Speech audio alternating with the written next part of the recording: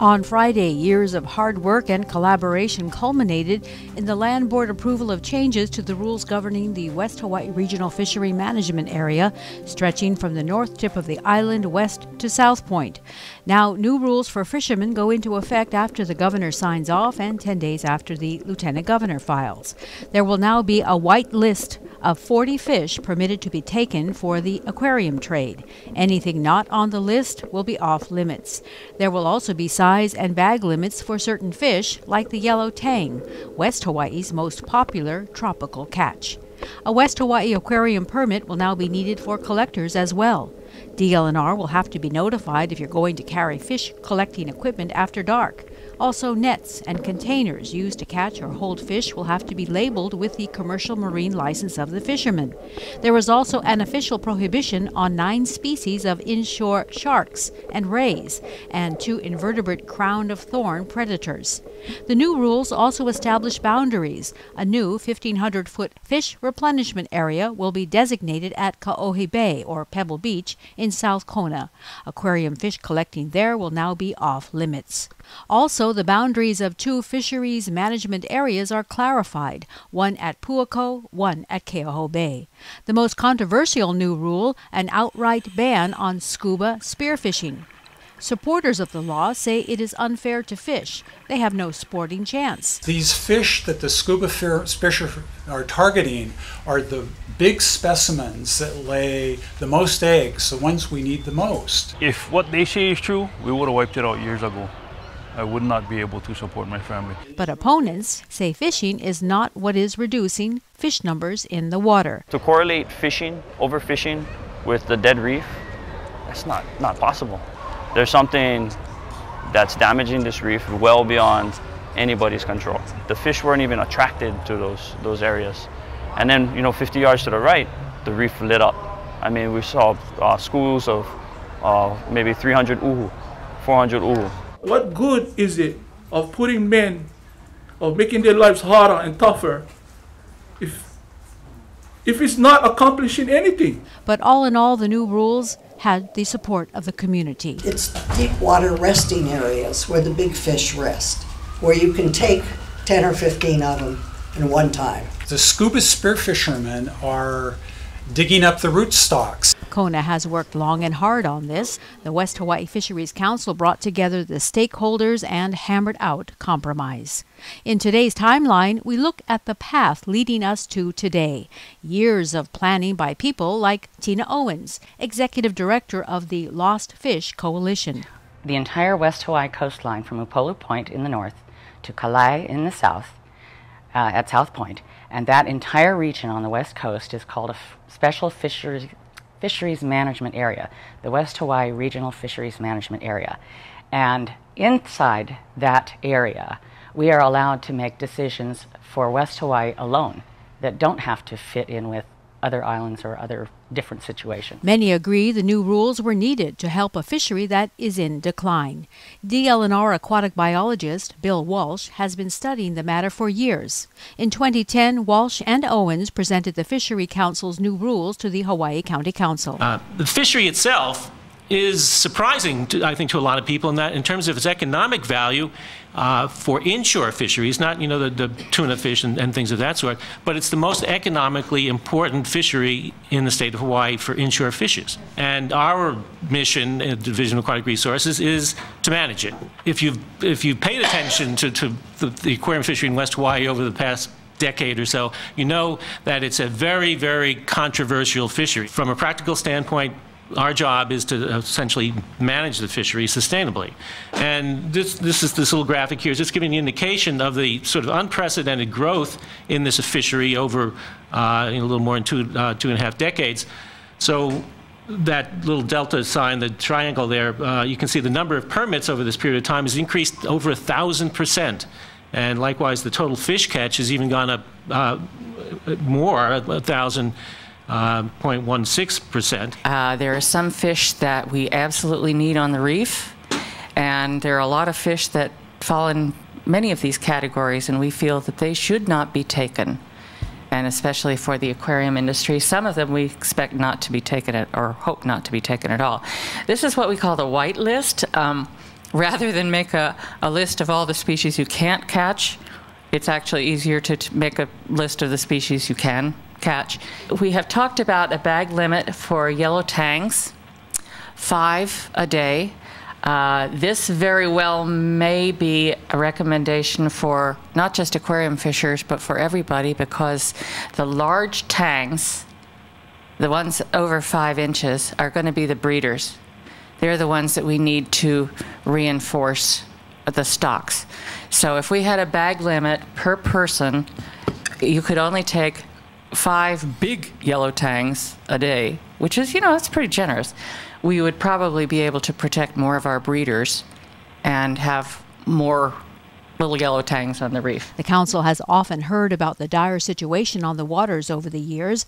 On more than one occasion, the public has demanded a ban on aquarium fishing, which is ultimately a state decision. But at this point, this is what I'm hearing from the community. This is what they're saying they want. I'm not Hawaiian, but I come from the other islands, but I do support, and I see the reason why that we want to protect our reef.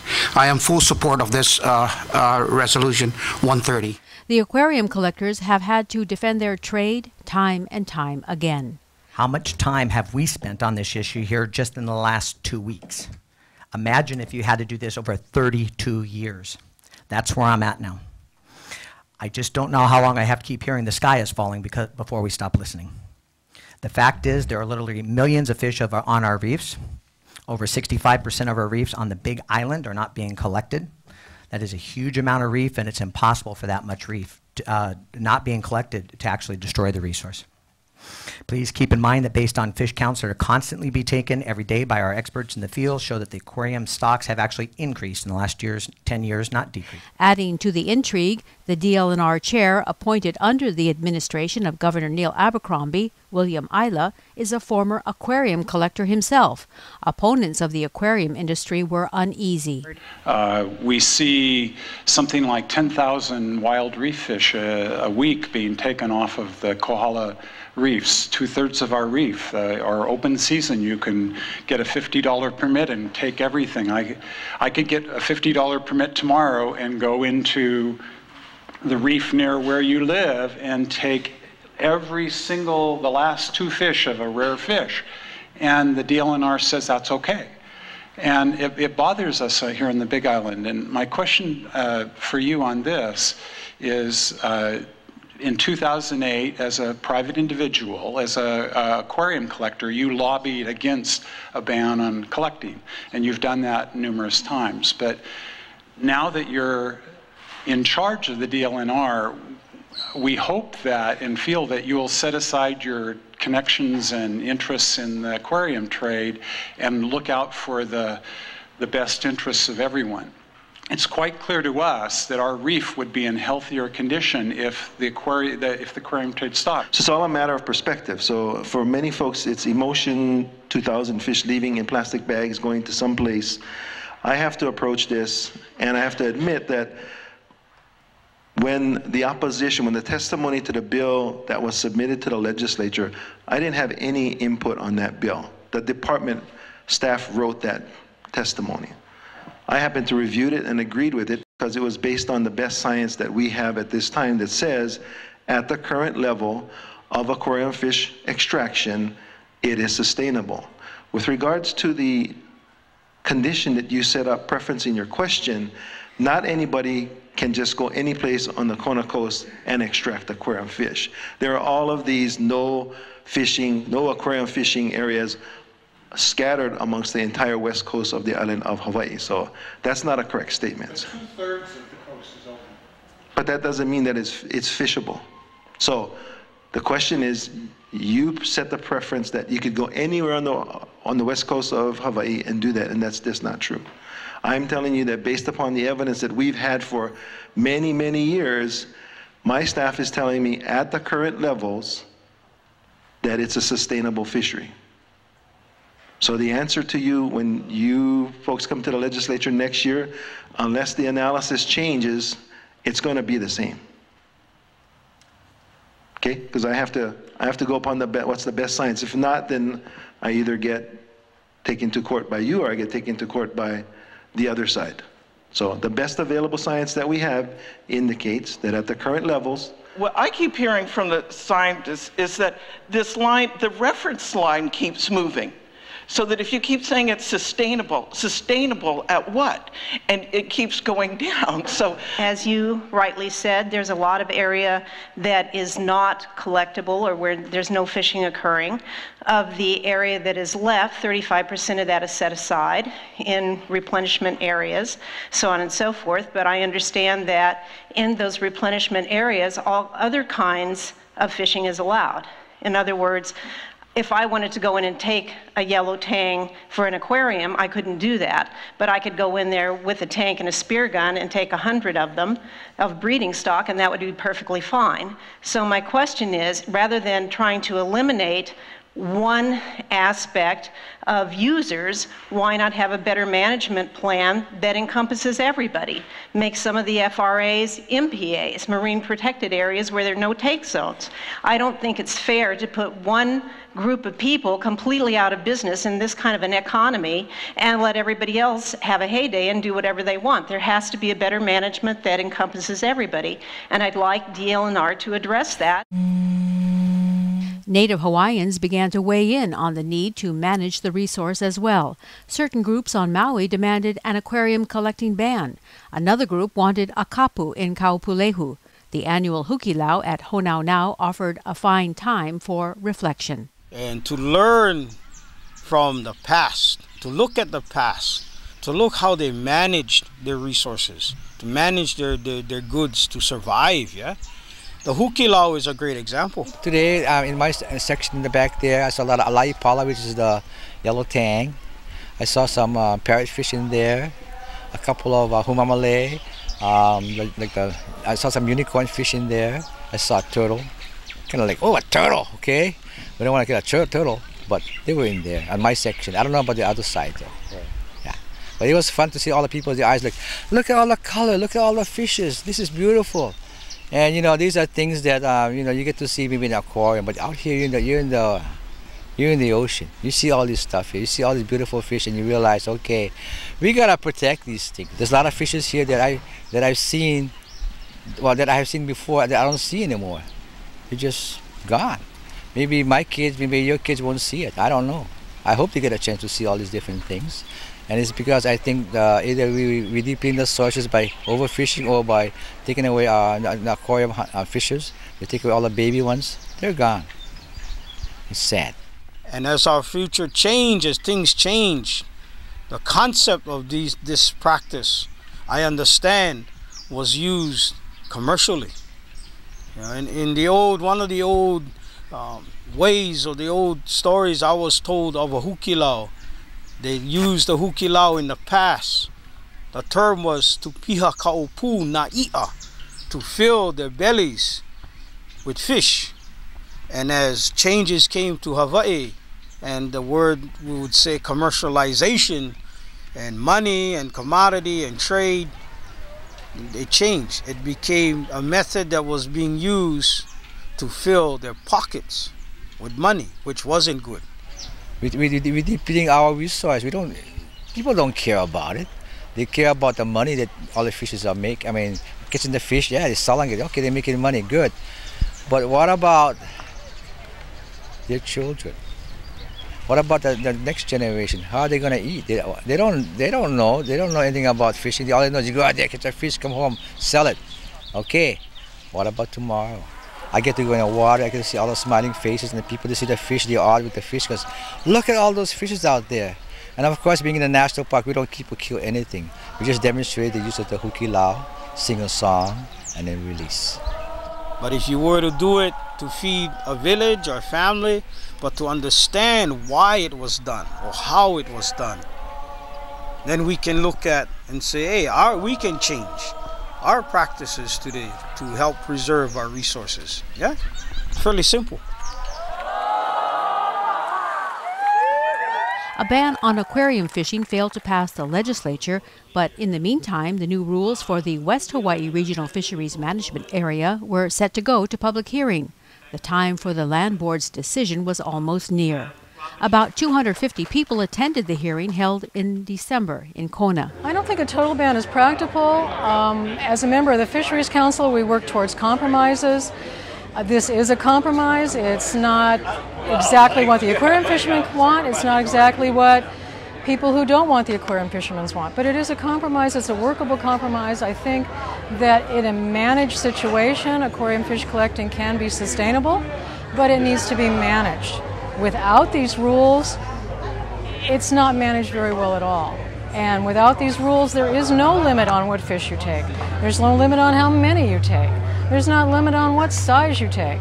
So if you're going to ask for a ban and shut this down, there's going to be no protection for who knows how many years. It's taken somewhere between 7 and 10 years for some of the things that are on this rule package to come to this point for a public hearing. So if you were to shut this down, even if you did get a ban sometime in the future, it would be probably a minimum of 10 years in the future, if it happened at all. There was overwhelming testimony in support. Some remained concerned about the scuba spearfishing ban, but conservation of the resource seemed to favor the rule, as the president of Palau told the community of Puako in May. Palau is known for its efforts to conserve its own resource. Thank you so much for coming. We're working our way through some regulations with West Hawaii Fishery Council and with the Board of Land and Natural Resources. One of the suggestions, and we have about 2,000 people that have been involved through the years with these regulations. One of the suggestions is not to allow scuba with spearfishing. I think that that might be something that Palau disallowed. I don't know that. I wondered if you did. There's been quite a bit of objection to not using scuba. We did that in 1994 when we did the law to ban fishing with scuba equipment. I happen to be a fisherman myself. That's why I found my wife, because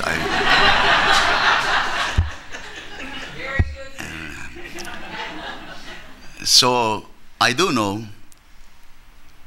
that the true fisherman will tell you that on certain months of the year, you can see a school of fish resting in a given area. For example, the giant parrotfish that can easily weigh between 45 to 80 pounds in sizes. They like to sleep in a big school 2 days after the new moon. And you can count at the minimum 40 pieces all laying side by side with that the mucus, you know, they cover, and they, I think I call it the snoring protection or mechanism. You don't disturb the next giant.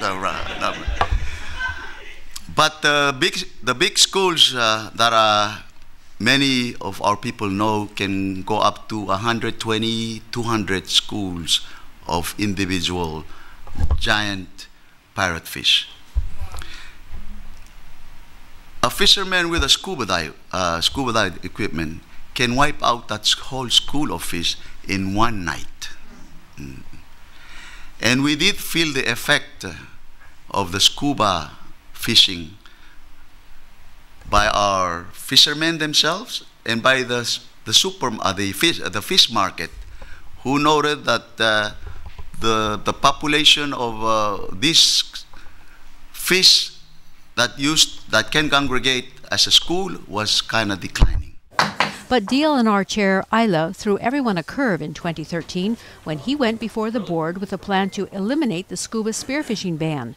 So the package went to DLNR, and there was a briefing to the board as to the contents of the package, and at that time the chair, Ayala, pulled this one specific provision. No board vote, no consultation. It was contrary to Bill Walsh, the scientist, it was contrary to all the testimony. So there was a lot of concern just in terms of process, that what's happening with the process. The conservationists were outraged. Spearfishing, I'm a scuba diver. And I've seen what my colleagues do, both locals and tourists. It's not pretty down there. Therefore, I would support the reinstatement of rules terminating scuba spearfishing. Spearfishing is great, but not by scuba.